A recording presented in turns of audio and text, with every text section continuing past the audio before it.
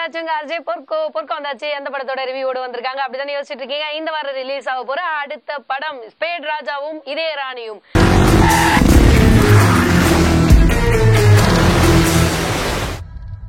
I love you. இந்த படத்தோட ரிவ்யூவோட தான் வந்திருக்கோம். ஸ்பேட் ராஜா ஓகே, காட்சியில ஸ்பேட் இருக்கு, இதய ராணி இதயமும் காட்சியில இருக்கு. காட்சி வச்சு ஏதாவது படமா இருக்குமோ அப்படிதான் யோசிச்சுட்டு இருக்கீங்க. சொல்றேன் படம் என்ன அப்படின்ட்டு. அதுக்கு முன்னாடி படத்தோட காஸ்ட் அண்ட் க்ரூ பாத்துருவோம். படத்தை டைரக்டர் யார் அப்படின்னா ரஞ்சித் ஜெயகொடி. படத்தோட மியூசிக் டைரக்டர் நம்ம சாம் சிஎஸ். அடுத்து படத்தோட சினிமோட்டோகிராஃபர் கெவின் ராஜ். படத்தோட ஹீரோ யாரு? Harish Kalyan, Bigg Boss fame Harish Kalyan. படத்தோட ஹீரோயின் ஷில்பா. அதுக்கப்புறம் மாகாப்பா ஆனந்த், பாலசரவணன். இந்த பக்கம் வந்து பொன்வண்ணன். அதுக்கப்புறம் நம்ம பன்னீர் புஷ்பங்கள் சுரேஷ். இவங்க எல்லாருமே நடிச்சிருக்காங்க இந்த படத்துல. படத்தோட ஃபர்ஸ்ட் ஆஃப் எப்படி இருந்தது அப்படின்னா, கதை வந்து ரொம்ப அழகா மூவ் ஆயிட்டு இருந்தது. ஹரிஷ் கல்யாண் ரொம்ப அமைதியான ஒருத்தரா, ரொம்ப வந்து எதுவா இருந்தாலும் இதை செய்யாத அப்படின்னு சொன்னா செய்வாங்கல்ல, அந்த மாதிரி இதை செய்யன்னு சொன்னா செய்ய மாட்டாரு. எப்படி ஆப்போசிட்டா பண்றவரு. மாகாப்பாவும் பாலசரவணனும் கூட ஃப்ரெண்ட்ஸா இருக்காங்க. அவர் பண்ற வேலைகள் கொஞ்சம் கொஞ்சமா அப்படியே காமிச்சிட்டே வராங்க. பட் ஹரிஷ் கல்யாண் கொஞ்சம் அமைதியா இருக்காரு, சிரிக்காத, ரொம்ப கோவப்படுற ஆளாவே காட்டிட்டு வராங்க. இவருக்கு ஏன் சிரிப்பே வராதா, ஏன் இப்படி இருக்காரு, இப்படி எல்லாம் நம்மள யோசிக்க வைக்குது இந்த ஃபர்ஸ்ட் ஹாஃப் ஃபுல்லா. ஃபர்ஸ்ட் ஹாஃப்ல லவ் கொஞ்சம் சின்னதா ஸ்டார்ட் ஆயிடுது. அது ரொம்ப அமேசிங்கா இருக்கு. ஹரிஷ் கல்யாணுக்கும் ஷில்பாக்கும் உண்டான லவ், ரெண்டு பேரோட லவ்வும் ரொம்ப உண்மையாவே இருக்கு. ஃபர்ஸ்ட் ஹாஃப்ல தான் இன்டர்வலுக்கு முன்னாடி உடைக்கிறாங்க. ஏன் ஹரிஷ் கல்யாண் வந்து இந்த மாதிரி ஒரு கேரக்டரா இருக்காரு, எங்க போனாலும் ரொம்ப ஆக்ரோஷமா இருக்காரு, சண்டை போறாரு, எதுக்குமே வந்து அவருக்கு பொறுமையே இல்லை. எது சொன்னாலுமே வந்து அவர் ஆப்போசிட்டா யோசிச்சு சண்டை மட்டும் தான் போடுவாரு, அடிச்சிருவாரு. இதுதான் அவரோட கேரக்டர். ஏன் அந்த கேரக்டர் அப்படி வந்ததுன்ட்டு இன்டர்வலுக்கு முன்னாடி தான் அதை வந்து உடைச்சிருக்காங்க.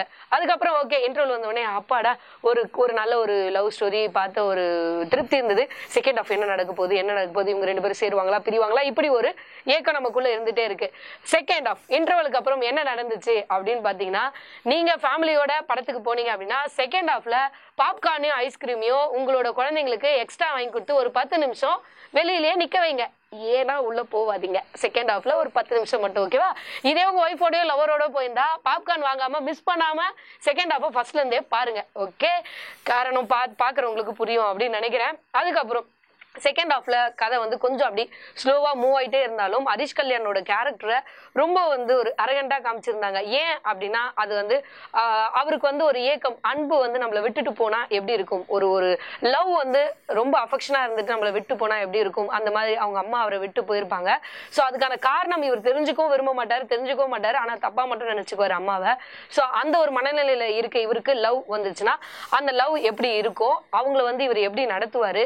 அதுக்கப்புறம் அந்த லவ்ல ஒரு சின்ன பிரிவு வந்தா கூட அதை வந்து இவர் ரொம்ப பெருசா எடுத்துக்குவாரு. சோ அந்த மாதிரி தான் ஹீரோயின் ரொம்ப கஷ்டப்படுறாங்க ஹரிஷ் கல்யாண் கிட்ட.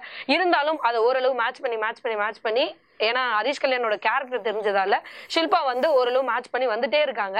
இருந்தாலும் ஒரு கட்டத்துக்கு அப்புறம் அவங்களால அதை மேட்ச் பண்ண முடியல. அந்த இடத்துலதான் அவங்க சேர்ந்தாங்களா பிரிஞ்சாங்களா. அதுக்கப்புறம் நடுவுல வந்து ஒரு சில விஷயங்கள்லாம் காமிச்சிருக்காங்க. இதெல்லாம் படத்துக்கு தேவையா அப்படின்னு தோணுது. பட் இருந்தாலும் ஃபைனல்ல அதை கொஞ்சம் கரெக்டா முடிச்சிருக்காங்க. படத்தோட பாசிட்டிவ் நெகட்டிவ்ஸ் பார்க்கணும் அப்படின்னா, படத்தோட முதல் பாசிட்டிவ் நம்ம சாம் சிஎஸோட மியூசிக், அதுல வர பாடல். அதுக்கப்புறம் செகண்ட் பாசிட்டிவ் வந்து ஹரிஷ் கல்யாணோட ஆக்டிங் ரொம்ப சூப்பராகவே இருந்தது. அதுக்கப்புறம் நெக்ஸ்ட் ஷில்பாவோட ஆக்டிங், லவ் வந்து அந்த கண்ணில் நம்ம 96ல த்ரிஷாவை பார்த்த அந்த லவ் வந்து இந்த கண்ணில் தெரிஞ்ச மாதிரி இருந்துச்சு. எதுக்குமா அதே இதையும் முடிவு போடுறேன் அப்படின்னு கேட்காதீங்க. எனக்கு பர்சனலா அது வந்து கொஞ்சம் கனெக்ட் ஆச்சு. அதனால அந்த லவ் வந்து ரொம்பவே அழகா இருந்தது. இருந்தாலும் ஷில்பாக்கும் ஹரிஷ் கல்யாணுக்கும் செட் ஆச்சா அப்படி கேட்டீங்கன்னா கொஞ்சம் மேட்ச் இல்லை அப்படின்னு தான் சொல்லணும். ஏன்னா ஷில்பா வந்து கொஞ்சம் பெரியவங்க மாதிரி தெரியுறாங்க ஹரிஷ் கல்யாண் கூட. அதனால அது மட்டும் கொஞ்சம் நம்மளுக்கு வந்து வருடலாவே இருந்தது. இதுதான் படத்தோட முதல் நெகட்டிவ் அப்படின்னு சொல்லலாம். ரெண்டாவது நெகட்டிவ் அப்படின்னு பாத்தீங்கன்னா, செகண்ட் ஹாஃப்ல வந்து படம் ரொம்ப இழுவையா இருந்த மாதிரி இருந்தது. ஏன்னா ரொம்ப லாங்கா இருந்த மாதிரி இருந்தது. போதும் அப்படின்னு சொல்ற அளவுக்கு இருந்தது. நடுவுல வந்து லவ் கொஞ்சம் அப்படி ஃபெயிலியர் ஆகும்போது ஹரிஷ் கல்யாணோட சேஞ்சஸ் கொஞ்சம் மாறுவாரு. அவர் வந்து வேற மாதிரியான வழிகளில் ஈடுபடுவாரு. அது வந்து இந்த படத்துக்கு தேவையா அப்படின்னு டைரக்டர் கேட்கும் போது கண்டிப்பா இந்த படத்துக்கு அது இருந்தாதான் அவன் இப்படி அரகண்டா மாறுறதுக்கான காரணமா இருக்கும் அப்படின்னு சொல்றாங்க. பட் அதெல்லாம் கொஞ்சம் கஷ்டமா இருந்தது. ஆனா உண்மையாலே இந்த காலத்துல லவ் பண்ணிட்டு பொண்ணோ பையனோ வேணான்னு சொன்னா அவங்களோட ரியாக்ஷன் எப்படி இருக்கும், எப்படி அவங்க ரியாக்ட் பண்ணுவாங்கன்றத அப்பத்தமா காமிச்சிருக்காங்க இந்த படத்துல. உண்மையா லவ் பண்ணி பிரிஞ்சு சேர்ந்தவங்க இந்த படத்தை பார்த்தாங்கன்னா ரொம்பவே விரும்புவாங்க. படத்தோட பாசிட்டிவ் நெகட்டிவ்ஸ் எது இருந்தாலும் லவ்வர்ஸ் லவ் பண்ணி கல்யாணம் பண்ணிக்கிட்டவங்க, ஸ்டில் லவ் பண்ணிட்டு இருக்கவங்க, லவ் பண்ணி பிரிஞ்சவங்க, லவ் பண்ணிட்டு இப்போ பிரிஞ்சு சேரலாமா வேணாவா அப்படின்னு யோசிச்சுட்டு இருக்க எல்லாருக்குமே இந்த படம் சமர்ப்பணம். படம் போய் பாத்தீங்கன்னா கண்டிப்பா புரியும். ஃபர்ஸ்ட் ஹாஃப் ரொம்ப லவ் பண்ணுவீங்க, செகண்ட் ஹாஃப் வந்து கொஞ்சம் வருத்தத்தோட லவ் பண்ணுவீங்க. இருந்தாலும் படத்தோட முடிவு எப்படி இருந்தது? ஸ்பேட் ராஜாவும் இதயராணியும் சேர்ந்தாங்களா இல்லையா? இதுதான் கதை. ஓகே, இந்த படத்தை பார்த்துட்டு வந்து படத்தோட நான் சொன்னதை தாண்டி வேற ஏதாவது இருக்கா, இல்ல நான் ஏதாவது மாத்திக்கணுமா அப்படின்றத கமெண்ட் பாக்ஸ்ல போய் கமெண்ட் பண்ணுங்க. வீடியோ லைக் பண்ணுங்க, ஷேர் பண்ணுங்க.